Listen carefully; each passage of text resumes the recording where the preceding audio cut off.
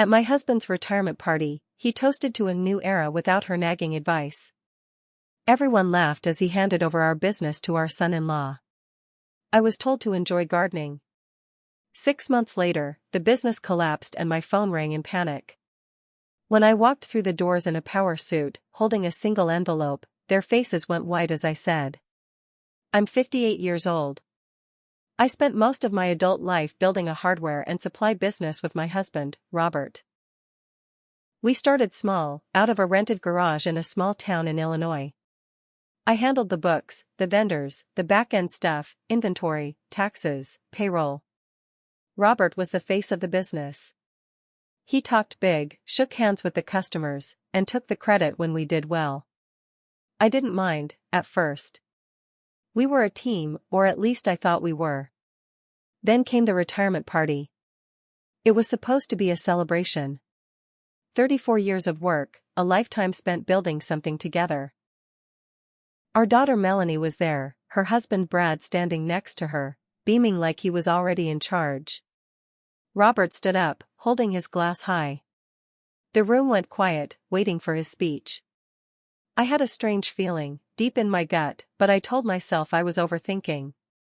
He cleared his throat and smiled wide. "To a new era," he shouted. "An era free of her nagging advice." The room exploded in laughter. People clapped, cheered, even Melanie chuckled like it was some big joke. I sat there, frozen, my smile glued on like a mask. Then Robert handed a thick folder to Brad. "Brad will take the company into the future," he said proudly. "I'm passing the torch." No one even looked at me. They just kept clapping, like it was all a done deal. After the party, Robert patted me on the shoulder like I was some old dog who'd done a few good tricks and said, "Relax now, honey. Enjoy your gardening." I felt sick. I'd been pushed out without a say. My life's work handed over to my son-in-law, Brad, a man who thought he knew everything but didn't know a damn thing about running a business. I tried to talk to Robert that night, but he just waved me off. Said I should be proud. Said it was time for the younger generation to take over. So I stepped back. I watched from a distance, biting my tongue while they rebranded the business with flashy ads and big spending. They started offering fancy services we didn't have the staff for. They gave credit to customers who had no business getting it. They stopped paying vendors on time. And slowly, I could feel it crumbling. 6 months later, the calls started. At first, I ignored them. I was out in the garden, like they told me to be, deadheading the roses. Then the calls became constant. I finally picked up. It was Brad.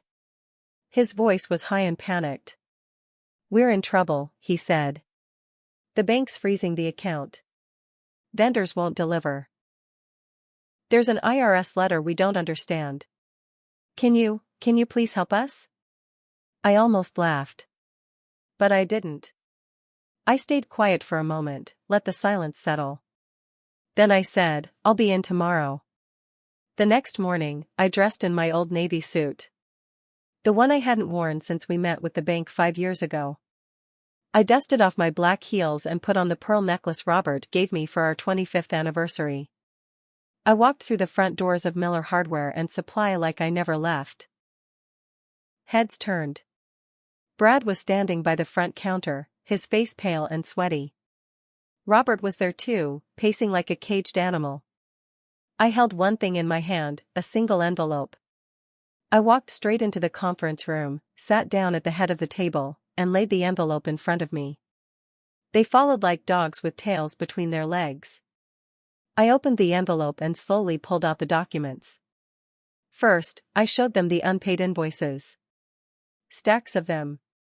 Some dating back months. Then I showed the bank letters. The bounced checks. The maxed out lines of credit. The penalties for unpaid payroll taxes. I showed them the marketing campaign Brad had spent over $200,000 on, with 0 returns. I showed them the lease Brad had signed for a new warehouse, double the rent, triple the size we needed. I showed them the letters from vendors who had cut them off. Brad looked like he wanted to sink into the floor. Robert sat there in stunned silence, staring at the papers like they were in a language he couldn't read. I sat back in my chair, folded my hands, and waited. Finally, Robert spoke. His voice was small. What do we do?" I looked him dead in the eye. "You don't do anything."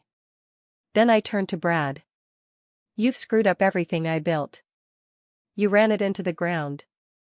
And now you're coming to me to fix it?" Brad opened his mouth like he wanted to argue, but no sound came out.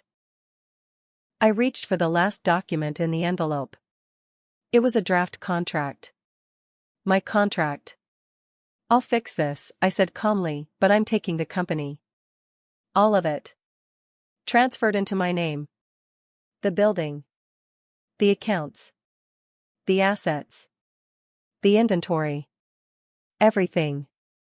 Brad looked like he was going to throw up. Robert's mouth hung open. He looked like I'd slapped him. "You can't be serious." I didn't flinch. "If you want me to save what's left, you'll sign it over. Otherwise, you can both watch it burn." They sat there, completely still, like statues. I waited. Finally, Robert's shoulders slumped. His voice cracked when he spoke. "Fine," he whispered.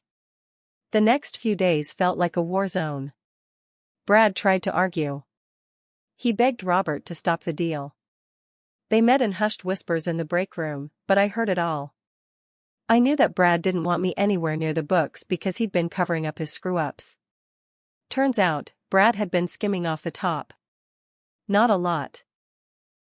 Just enough that it wasn't obvious, but over months, it added up. He was funneling small amounts into a personal account, listing it as miscellaneous expenses. The kind of thing that could fly under the radar if no one was watching. But I watched. I printed out every single suspicious charge. Every little business lunch that was actually a bar tab at O'Malley's. The new company phone that was just a brand new iPhone 15 Pro registered in Brad's name. The $5,000 consulting fee paid to his buddy Greg, who was a personal trainer and had never set foot in our business. I laid it all out in front of Robert the day before we signed the contract. He sat there, staring at the papers like they were in a foreign language. His hands shook as he flipped through them. This can't be right," he stammered. "It's right," I said, flat and cold. Brad burst into the office, red-faced, yelling that I was trying to ruin him. He tried to grab the papers, but I snatched them away. "You stole from us," I said, my voice calm but sharp. "From the business. From your family." He sputtered, tried to explain, but I cut him off. "I could take this to the police," I said. "You know that, right?" Brad went pale. His hands trembled. That's when Robert finally realized the mess he'd put us in. He slumped in his chair, looking at Brad like he didn't even know him. "You were supposed to take care of it," he mumbled, like a broken man. I pushed the contract across the table. "Sign it," I said. And Robert did. His signature shaking across the page. Brad stormed out, slamming the door so hard it rattled the windows.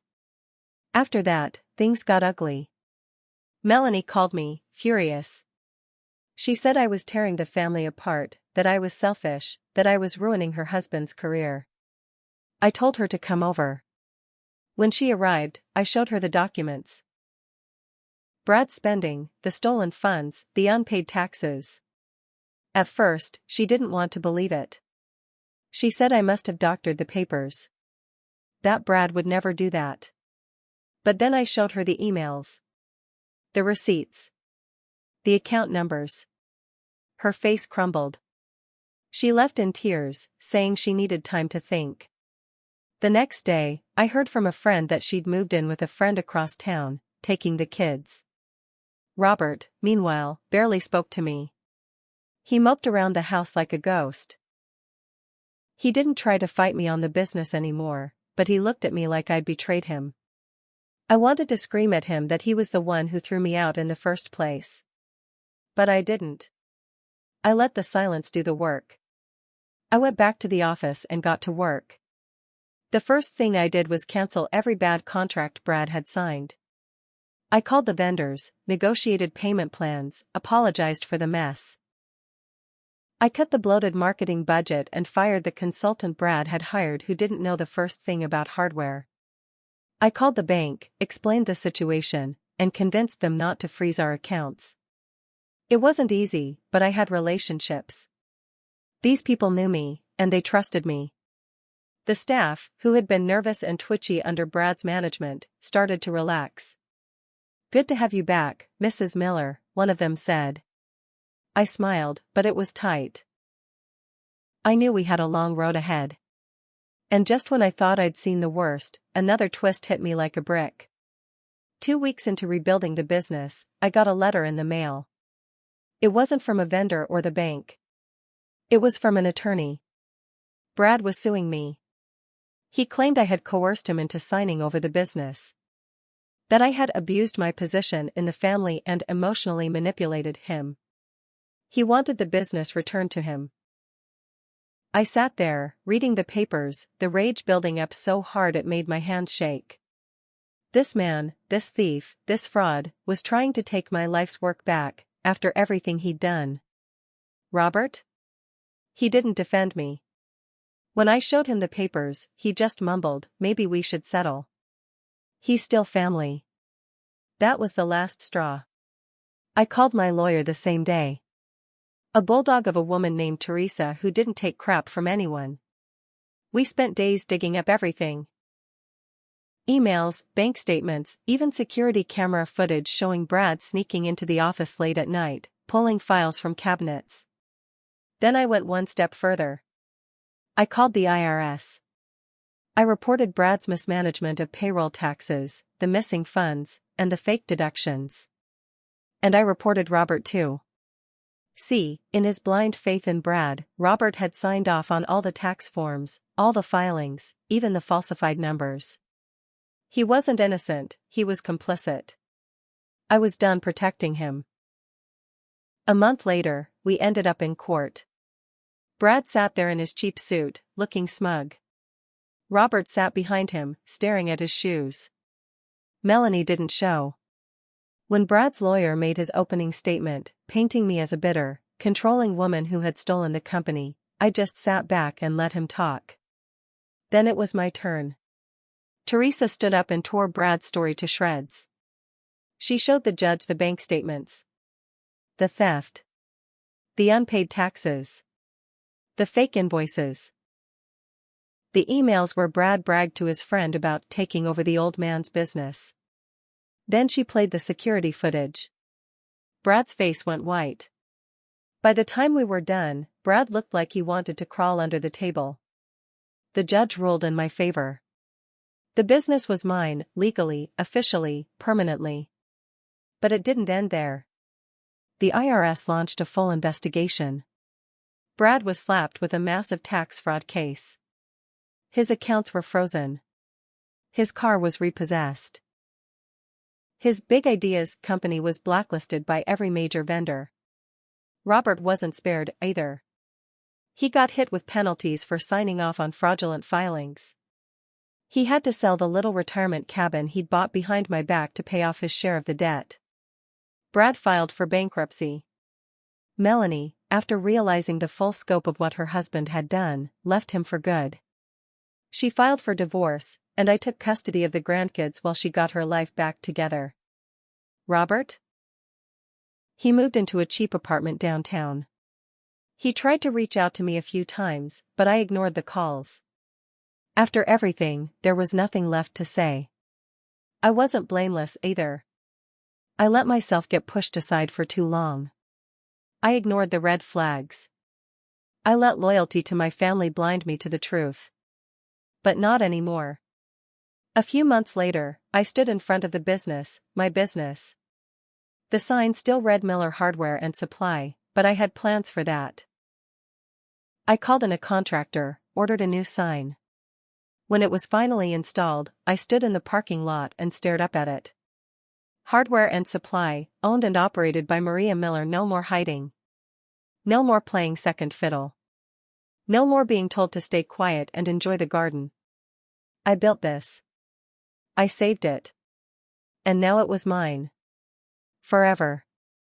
I turned to go back inside, just as the phone rang.